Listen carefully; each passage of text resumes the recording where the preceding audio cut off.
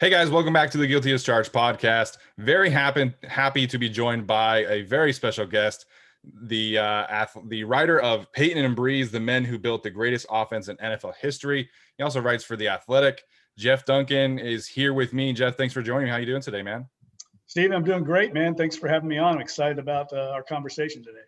I'm very excited as well. And those who listen to the podcast know that, I've been reading this book for the last, couple of weeks and talking about it and trying to soak up everything that I can. So really excited to have the author and the brain behind it all and talk about this. So before we get into like any of the specifics, where can people find the book and, what has kind of been the feedback for you since it got published? Well, the easy way to get it, you actually go to my Twitter handle, probably the easiest way, at Jeff Duncan _. I had to put the underscore on the end, Steven, because some guy's squatting on the at Jeff Duncan account out in California. He never tweets. He just has the handle. Tried to buy it from him, can't get it. So the underscore on the end, but you can get personalized signed copies if you just go to my Twitter account. Kind of a nice way if you want to get one for a gift. If you're a Chargers fan, want to learn more about the offense that Joe Lombardi is going to be bringing in, just reach out to me that way. Or easiest way, just go on Amazon. The Giant, of course, has plenty of them there, and you can order them online, get it for a couple of days. And the feedback's been great. Just unsolicited the other day. I was shocked. Tom Crean, the basketball coach at University of Georgia, of course, was in Indiana, tweeted out about what a great book it is for leadership and synergy for coaches. I've had a lot of coaches the last few days buy copies that they want to give to their staffs. So I think there's a lot of lessons in the book besides just the Brees Payton angle. You learn a lot about,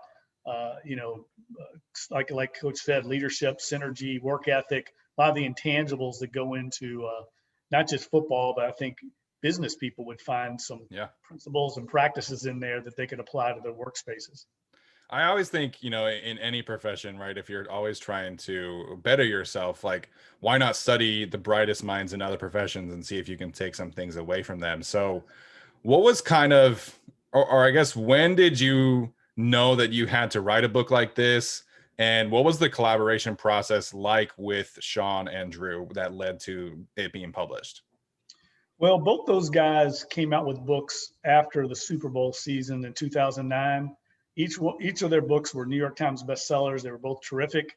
I know the authors of both those books, and they did a wonderful job telling their stories. But there have been a lot happened since then. I mean, it's been over a decade since the Saints had won a Super Bowl and Drew's star had really taken off. Of course, won all these awards, broke all these records. And I just became more and more fascinated at the Saints' offensive prowess, how it just continued to evolve. They continued to kind of rewrite the NFL record book. And it just felt like the time to do it. I knew Drew's career was kind of coming to an end. And it just felt like there was more to be written there as opposed to just the Super Bowl story. And so I approached both guys the year before the book came out and asked them if they would be interested in collaborating on it. I couldn't, of course, journalistically, there would be a conflict of interest if I went into business with them as writing a book with them. But I asked them if I chose journalistically to write a book on the offense and on their both their lives and kind of roles in the offense, if they would participate. And because I'd known both of them so long and covered them their entire tenures here, I'd built up a good enough relationship that they agreed to do that. And I was really fortunate because they gave me a lot of access. And I think it came across in the book. Yeah, I definitely think that came across in the book. I love all the collaborative quotes just from everybody that's involved. Dan Campbell has some stuff in there. Joe Lombardi has some stuff in there. Before we get to Lombardi, I kind of want to know, you studied the roots of this offense, for our listeners who, maybe don't necessarily understand the X's and O's that much. Where does Sean Payton get the roots of this offense from, and kind of how has it evolved over the last 15 years that he's been in New Orleans? Well, most of it is West Coast offense based, and that really stems from his first job in the NFL was on Ray Rhodes' Eagles staff, and he was an offensive assistant under John Gruden. So John Gruden is a heavy influence on Sean Payton, X's and O's wise. Offensive philosophy is basically rooted in the West Coast system. And you can see a lot of that when you watch the Saints play. And as your audience starts watching the Chargers under Joe Lombardi, I think you'll see a lot of the old West Coast system that dates back to kind of Bill Walsh in those days. It hasn't really changed a lot. Mainly that is terminology based. But as years went on and Sean Payton kind of got involved with, he went to Bill Parcells' staff in Dallas. That's really where Sean will tell you he learned how to be a head coach and how to run a program and all the things that go with being an NFL head coach in this modern era. Dealing with the media, dealing with the general manager, the owner, all those things he learned from Parcells. So really his two major influences are Parcells and Gruden, and the X's and O's part would be Gruden. And as years went along, and we detail this a lot in the book, it really kind of the Saints offense took on a life of its own. And a lot of that was because they had this incredible, unprecedented stability with the head coach, the quarterback, Pete Carmichael, the offensive coordinator, Joe Lombardi, the quarterback's coach, C.J. Johnson, Curtis Johnson, the receivers coach. They've all been in this system for a decade and a half. It's highly unusual at the NFL level. So they were able to kind of add all these layers to the offense to where now I think it's really its own entity. It's really not anything. There's really nothing like it probably in the NFL right now. Yeah, one of the things that you write about in here is that stability and how Sean Payton kind of takes care of his assistants. And I just think it's so curious because, we see all these Shanahan assistants every single year. One is getting plucked to be the head coach, but Carmichael's never been a head coach in the NFL. Joe Lombardi's been an offensive coordinator, but not a head coach. Is it really just as simple as Sean Payton takes care of them? Or why do you think these assistants, obviously Dan Campbell now has a job with the Lions, but why do you think it's not kind of branched out the way that, the Shanahan system is doing right now in the NFL? Yeah, it's a good question. And I think there's a couple of reasons. One, I think this is a great situation here. They've really fostered a great culture in the organization. That's from the top down, ownership down. Gail Benson, they really do have a hands-off ownership style. So the football people are allowed to run the building. They're really not interfered with at all from that level. Same with Mickey Loomis. Mickey Loomis empowers his people under him, Sean Payton, Jeff Ireland, doesn't really meddle in their work. And I think that really is attractive to coaches. And Sean Payton has, I think, over the years become a very good head coach. He doesn't micromanage as much as he used to. He'll be the first to tell you that. And this is a tremendous place to work. I mean, the team's been very successful. New Orleans is a great place to live.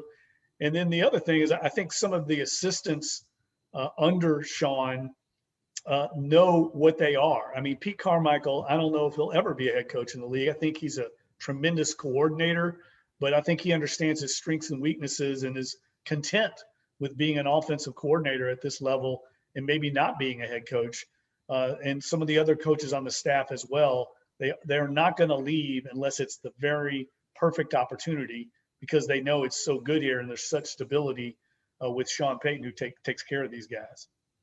Well, that obviously is a great lead up to, talking about Joe Lombardi, who's going to be bringing in this offense.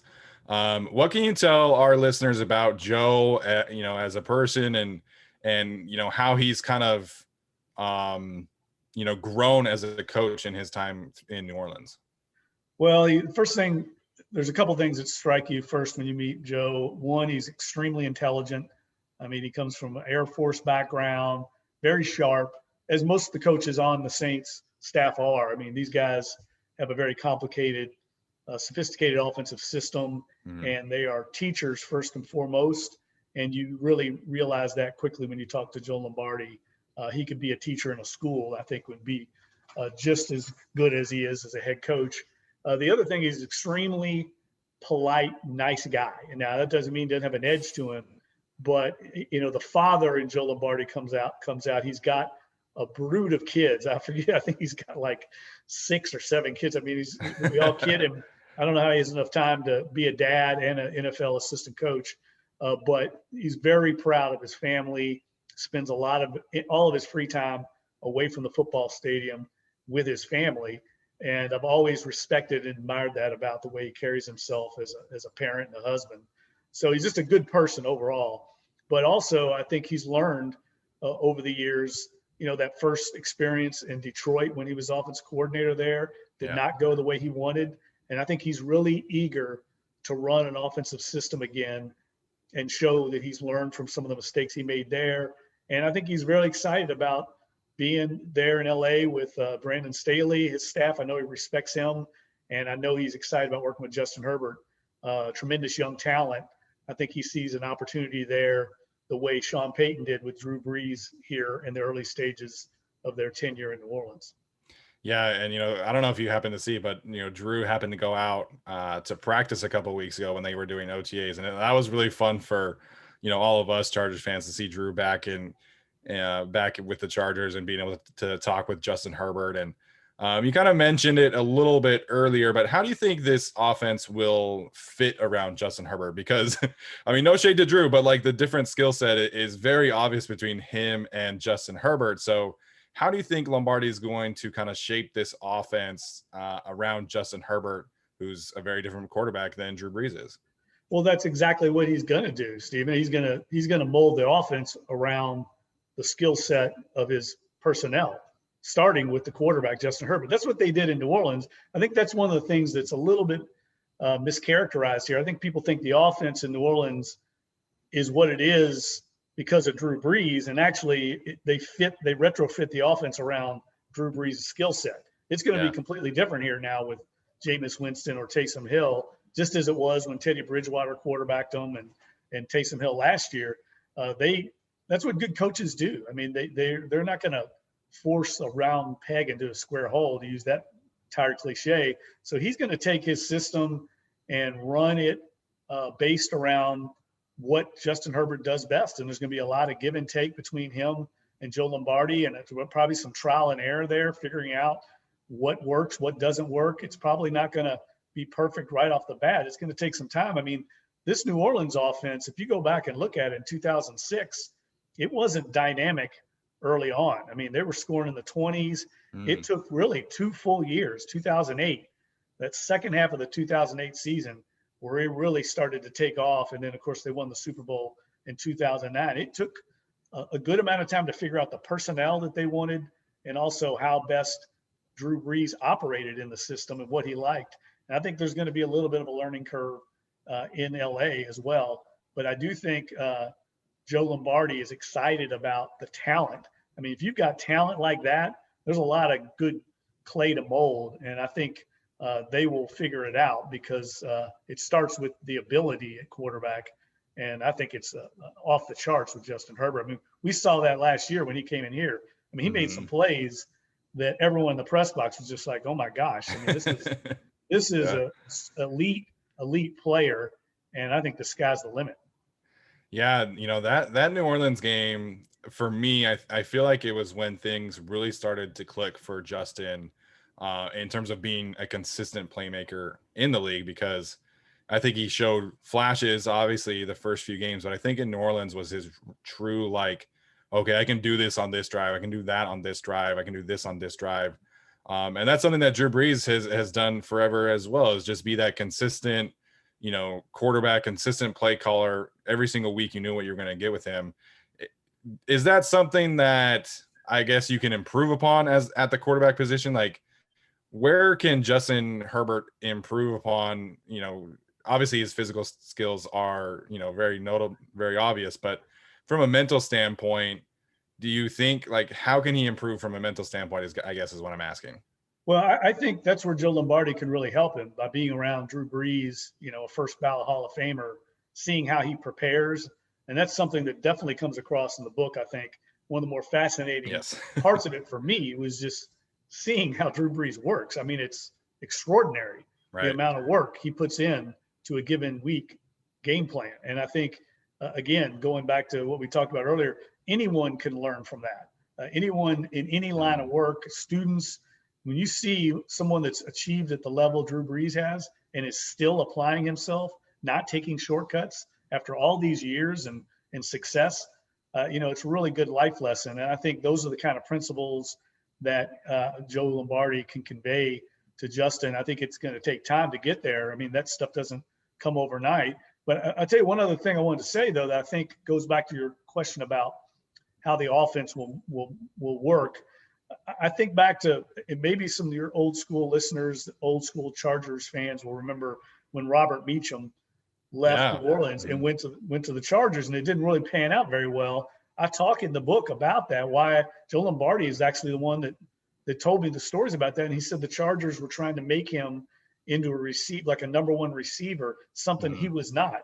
And in New Orleans, they only had Meacham run certain routes because they knew he couldn't break down and make cuts into transitions. He had to run these go routes, these over routes and things where the way he described it to me was like routes where he didn't have to stop and start. Maybe be more like rounding second on your way to third in baseball. They knew that was how he operated best. They never asked him to run any other routes like that. And that's what they do with all the receivers here in New Orleans. Early in camp, all the new receivers, they have them run every route on the route tree over and over. They film it, obviously, at practice, and the offensive coaches watch it, and they figure out what routes fit certain receivers, and then they tailor the offensive system to those receivers, and they'll never ask a receiver to run a route that is not suitable for their talent. And I think the same thing will apply to every other offensive position with the Chargers when Joe Lombardi's there. They're going to figure out which passes Justin Herbert can make, which ones he doesn't feel comfortable yet, and they'll put those into the game plan each week, and those will form the core of the Chargers offense each week, and it'll change week to week depending on the opponent and their weaknesses. Yeah, I definitely had a chuckle reading that little bit about Robert Meacham. Obviously as a Chargers fan, I do remember, the good old days when everybody thought that Meacham was going to be, the number one receiver. So it brought a chuckle to my face, when I read that little bit about him. You talk about the receivers. Joe Lombardi actually said something that caught a lot of our attention, among Chargers fans, is that he seems to think or is planning for Mike Williams to play, the Michael Thomas X position. And when he was hired, all of us just kind of assumed that would be Keenan Allen, similar skill set, similar build. What does he mean by that? Like, is Mike Williams going to be running those kind of shorter intermediate routes that Michael Thomas does? I know you just said that, the whole thing is, build upon the player's skill sets, but, hearing that Mike Williams, who's primarily been a jump ball guy, is going to be their version of Michael Thomas definitely was a curious comment for us. Yeah, I saw those comments and I felt the same way, because when I've been out to those joint practices with the Chargers and Saints the last few years, I mean, Keenan Allen just jumps off the field. Yeah. I mean, his talent, he's every bit as talented, I think, as Mike Thomas in running those routes. He's such a precise route runner, great hands, competitive. He would seem to me the exact version of Mike Thomas out there. But I don't know if that's him trying to boost up maybe psychologically Mike Williams to get him involved and understand that they want him to play a big role. I could see him running some of the intermediate routes that Thomas excelled at, but Thomas's bread and butter here were these slant routes, these short, these dig routes, things where he can use his frame and his incredible hands. He's got just vice-like hands, same way Keenan Allen does. And those, as you know, in the NFL, separation might be 3 feet to get open against these tremendous athletes at cornerback. So you're going to have to make a lot of competitive catches. And maybe that's what he means, because Williams does have a big frame, that they can use that skill set and that body type on some of these short routes. But I'm thinking Williams is going to be Justin Herbert's big play guy. That's what I think. So it maybe he's planting a seed that psychologically, because he is prone to that. That's one thing Joe Lombardi does. He plays a lot of mind games in a positive way through some of his media comments. I think it's just planting a seed with his players. Well, that's good to know. I think all of us were like, wait, what? But it's been great learning about. Let it play out in practice. I think it'll play differently once they get on the practice field. It'll be interesting to see. Yeah, and we were talking beforehand about the dead period, and I think everybody's kind of just over analyzing everything right now. So training camp's a few weeks away, so hopefully we'll be able to get our eyeballs on this team and see how everything works. And I'm so excited to see how everything pans out with this team, because I think with Phillip Rivers there was always it maybe was a little different tweaks here and there, but the system was never completely overhauled like it's going to be with, Brandon Staley and Joe Lombardi. So very, very excited about that. So Jeff, this has been great. I hope our listeners have been able to learn a lot. I certainly have. What do you have coming up? Obviously, training camp is coming up in a few weeks. So what do you have? What can our listeners look out for you, and where can they find your information at? Well, look, I'm getting ready to start training camp as well. I'm switching jobs. Actually, I'm going back to the Times-Picayune here in New Orleans, which is where I worked for 20 years. So I'll start back at the Picayune for football and training camp. Had a great run at the Athletic, loved it. I'm really excited to get back kind of covering the New Orleans area on the local level.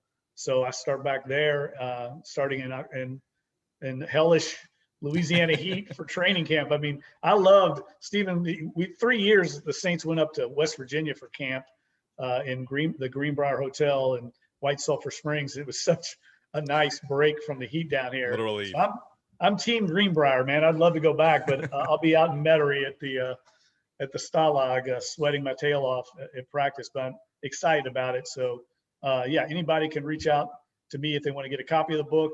If not, you can order one at Amazon. I also think there's a lot more things in there you'll learn about the offense, about how they're going to incorporate all 5, skill position players in almost every offensive play, and a lot of stuff on the blocking schemes and how they protect the quarterback. There's a lot of X's and O details in there I think people will find fascinating. Yeah, I mean, obviously, if we had the time, we could talk for an hour about this book, but definitely don't want to give away all the secrets. So definitely, Chargers fans, go check that out. Again, that's Payton and Brees, the men who built the greatest offense in NFL history, written by Jeff Duncan. Jeff, thank you so much. Have a good one. Yeah, thanks for having me on. Appreciate it.